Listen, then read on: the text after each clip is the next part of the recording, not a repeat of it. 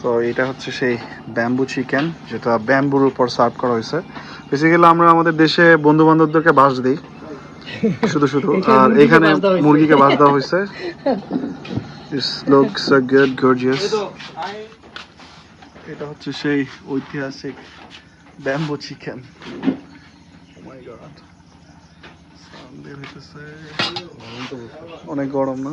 আশেক বাসটা ঢাকা লয়ে গেছে। ভাই ঢাকা নিয়ে যাবে না বাসটা? নেওয়া যাবে। ও